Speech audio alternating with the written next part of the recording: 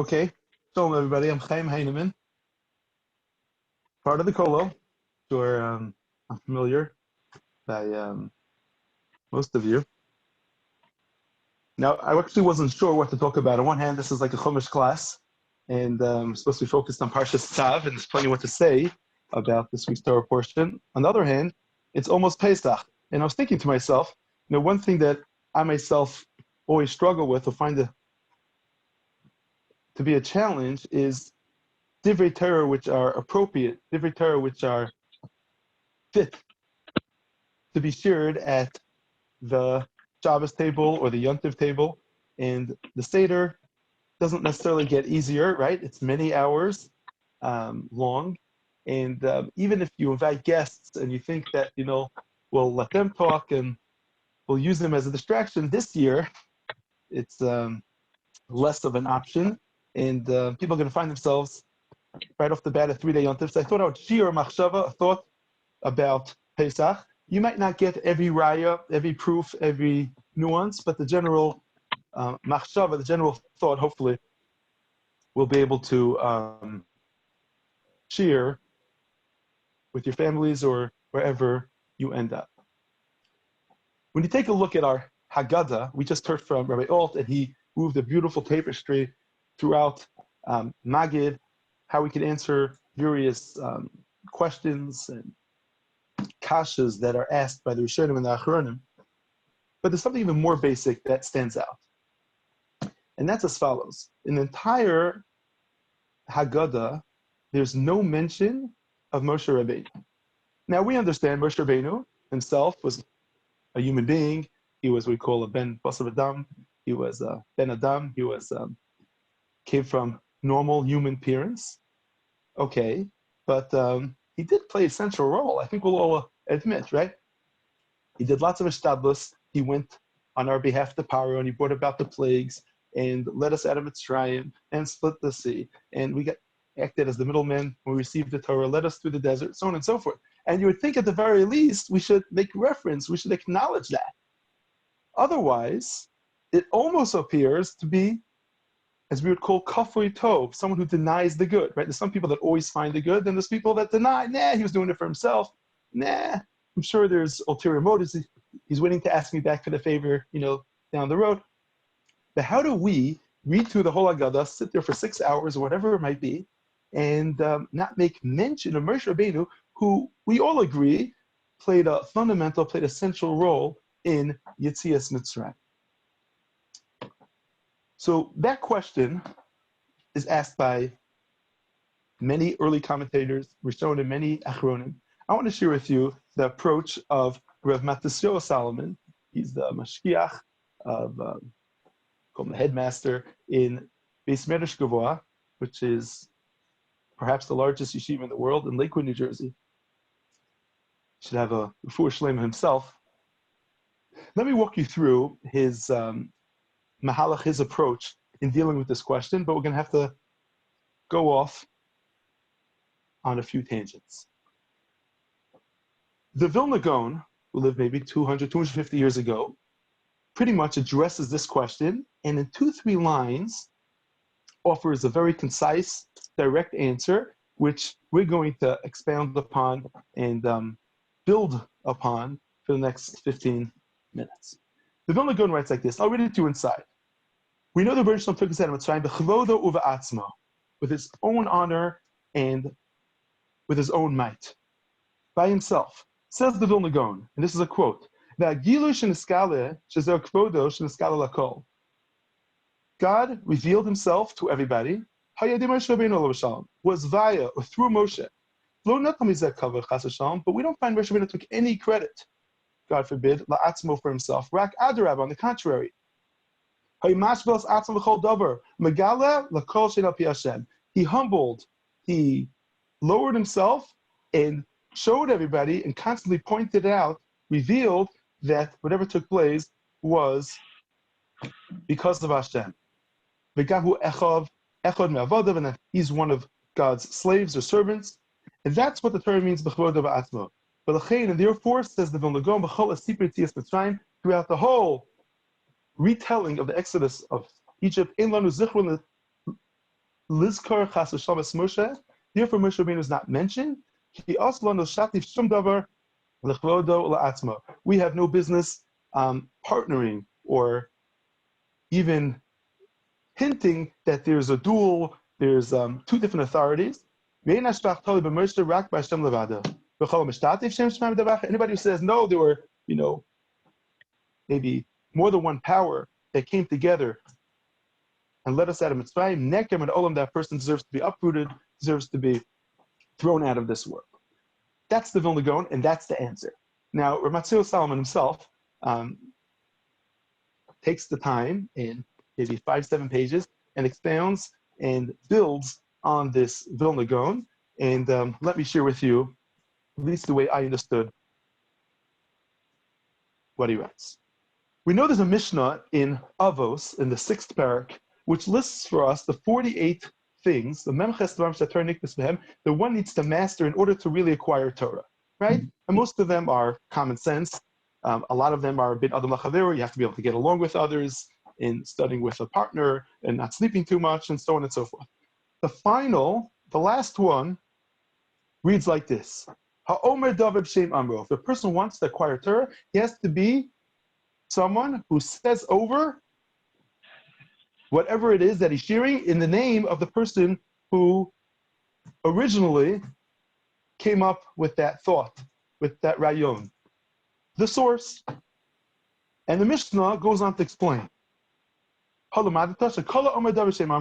from here we can learn now that anybody who repeats and says over, deflects the honor to the right person, to the original source, maybe Gula Olam, that person brings redemption to the world. How do we know this? We find that Esther, when she told Achashverosh about Bigsan assassination plot, she credited Mordechai. She goes, it wasn't me, Mordechai is the one who heard them. And what happened?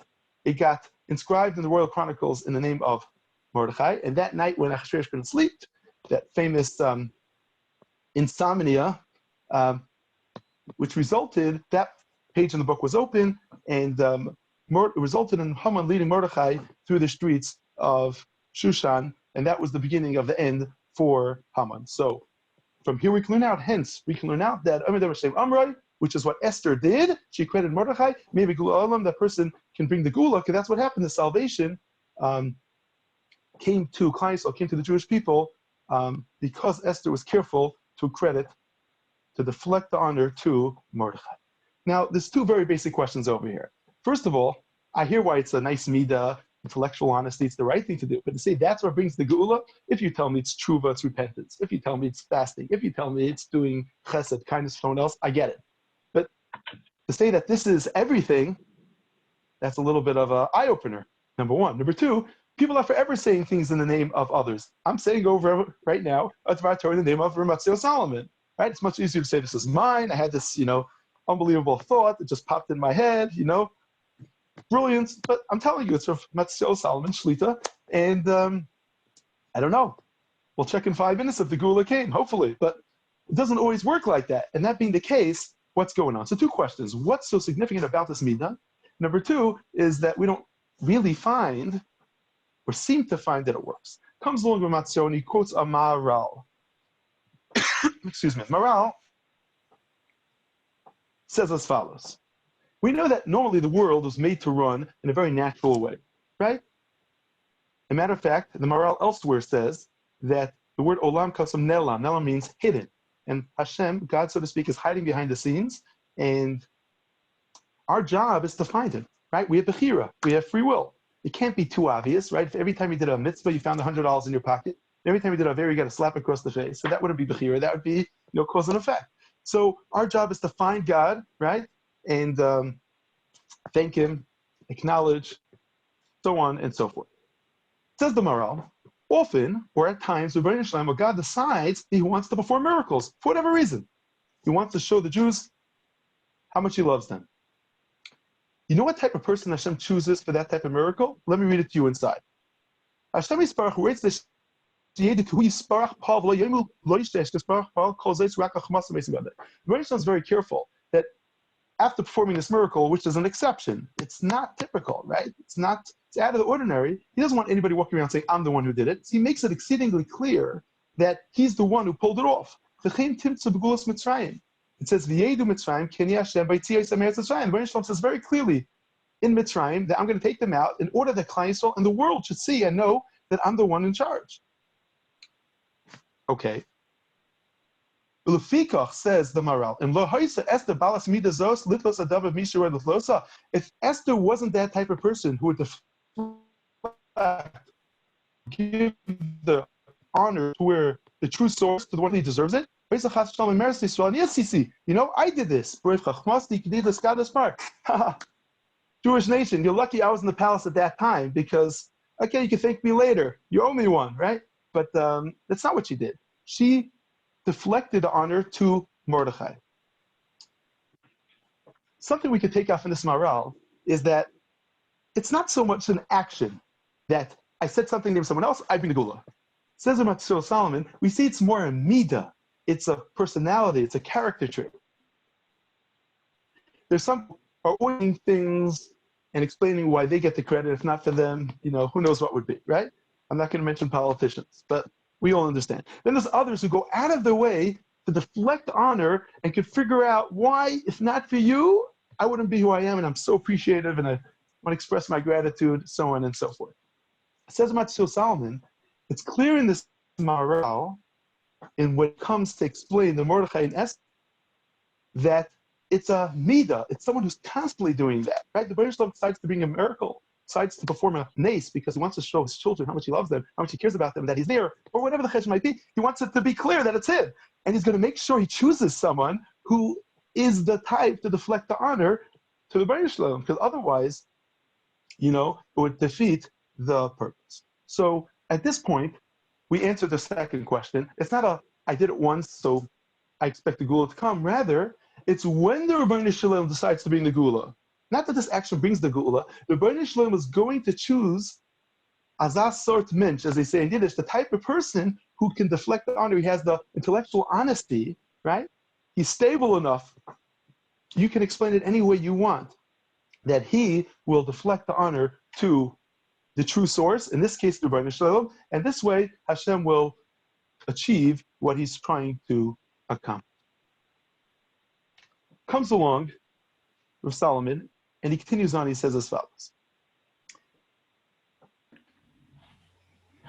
There are many who ask that, Moshe Rabbeinu, like we explained earlier, did all these things, but Parsha Shmos till Parsha Zos Bracha, there's only one Parsha that his name's not mentioned. So he's the man, right? Why don't we find that the Torah shares with us his credentials? Why doesn't the Torah tell us who he is, right? Why was it that he was deserving of this high position, right? If someone becomes CEO of General Motors, they'll say, well, he worked himself up in the company and he served as this and that before. We don't find the Torah telling us anything why he was deserving or fit for this malchus, this position of manig, of being our leader.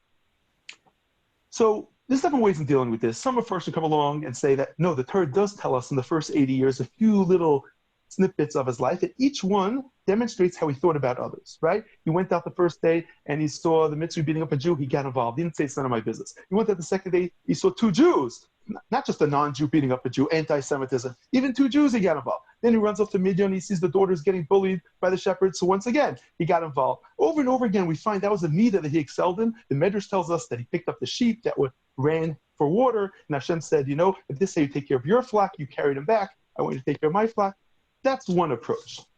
And that's something which the Alta Nevardik and others go to town with, so to speak. Comes along, Rametzio Solomon says, based on this morale, we can suggest a different shot. And that's like this. Moshe Rabbeinu runs to Midian, he sees the Yisro's 7 daughters are getting bullied. So he fights for them and chases away the shepherds. The daughters come over to him and thank him. He goes, no, it wasn't me. Ish mitzri hitzilani. What does that mean? So the Medrash tells us, right? And they repeated the same words when they went back to the father. The father's like, how'd you get home so early? So they explain, no, ish mitzri hitzilani. They thought Moshe Rabbeinu was a mitzri, an Egyptian. But they weren't just saying, says the Medrash, that an Egyptian helped us. Rather, they were quoting Moshe Rabbeinu. Ish mitzri hitzilani. You know who saved you? It was the mitzri way back then that I killed, and the next day, Dasan Aviram threatened to snitch on me because of, And that's why you were able to come home earlier, and that's why I'm here. He viewed it all as part of the master plan. The Medrash itself gives a mashal, gives an analogy of a person who gets bitten by a scorpion. So he runs into the ocean in order to wash it off. He runs out 30 feet, and he finds over there a 5-year-old that's drowning, head under the water. So he picks the child up and brings it out to the mother. The mother goes, I can't thank you enough. You saved my child's life. He goes, no, it wasn't me. It was the scorpion. It was a scorpion that bit my foot and forced me to run into the water. That's not the way a normal person would talk, right? But in truth, if not for the scorpion, that baby would have drowned, because no one would have seen him so far out. Moshe Rabbeinu, when they thanked him, the daughters, he said, no, ish mitzvah yitzilani, and that's what they repeated to their father, right? Moshe Rabbeinu viewed himself as just like that little puppet in the right place at the right time, because that's what Hashem wanted him, right? Because he killed the Mitzri, and the next day Dasan Aviram threatened, and then his neck came hard, he ran off to Midian, and you know how he was able to save the daughters of Midian? Because Ish Mitzri back then is what caused, propelled, prompted, was the catalyst, was Geirim, that he was able to save the girls. Says Ramatzio Salman, that's why the Torah had to tell us those first 3 stories, right? Because Moshe Rabbeinu was going to be that man, was going to be that Eved Hashem, was going to be that greatest prophet, that middleman, was going to lead Klal Yisrael. The Rebbe Shalom chose and wants, like the Maharal tells us, someone who's of that type of personality, who has that intellectual honesty, that type of true anivus, that they can deflect the honor elsewhere. Do you know, I never saw the Stas Kenim Baltesis in my life before, but in Parshas Vayetzer, when Yaakov Avinu is running away from Esav, he has this dream, there's Malachim going Erlim V'Yerdim Ba, there's Malachim going up and down, and there's all sorts of explanations, all sorts of commentary, exactly what was taking place at the time. The Das Kenim Baltesis says, you know which Malachim were going up? They were the same Malachim that went to destroy Sodom. What's happening? So Malachim Olam Hoya Malachim Shtahochul Hafach Sodom, V'avor Shetolu HaKover La'atzmon She'amu Ki Mashchisam Anachnas HaMakom Hazeh Nidchu Mimichitzasa Shel HaKadosh Baruch Hu Kuf Lam Hishanu V'Achshav Alu. It says like this: when they earlier told Yaakov Avinu, right, or Avram Avinu, Ki Mashchisam Anachnu, we're going to destroy Sodom.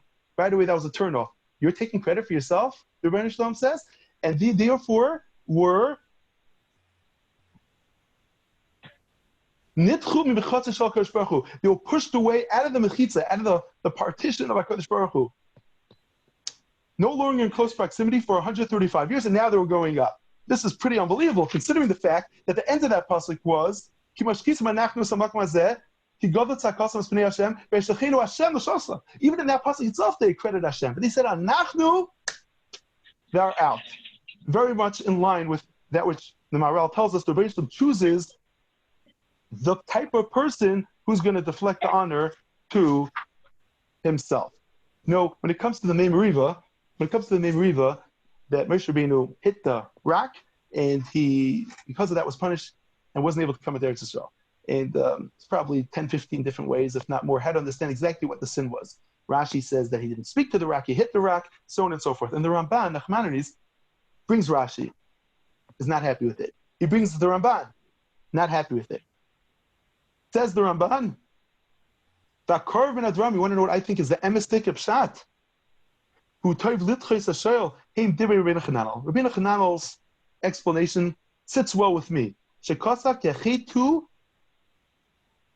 when Moshe Rabbeinu said, Hamin hasela hazeh noitzi lechamayim, from this rock we are going to bring out water. By Rayish Yamar, it would have been proper for him to say, Yotzi Hashem lechamayim, just like he said by the slav, by the quail, Hashem is going to bring you the meat. Says the Ramban, L'daiti, according to my humble opinion, says the Ramban, I believe the emistik of Pshat is Moshe Rabbeinu. You want to know where he goofed up, because it's difficult to digest over there, because we find that Moshe Rabbeinu got a horrible punishment, and we know how badly he wants to go to Eretz Yisrael. What did he do wrong? Why is it so subtle? Good question. But says the Ramban, I believe the mistake, the slip-up was in the fact that he himself took credit.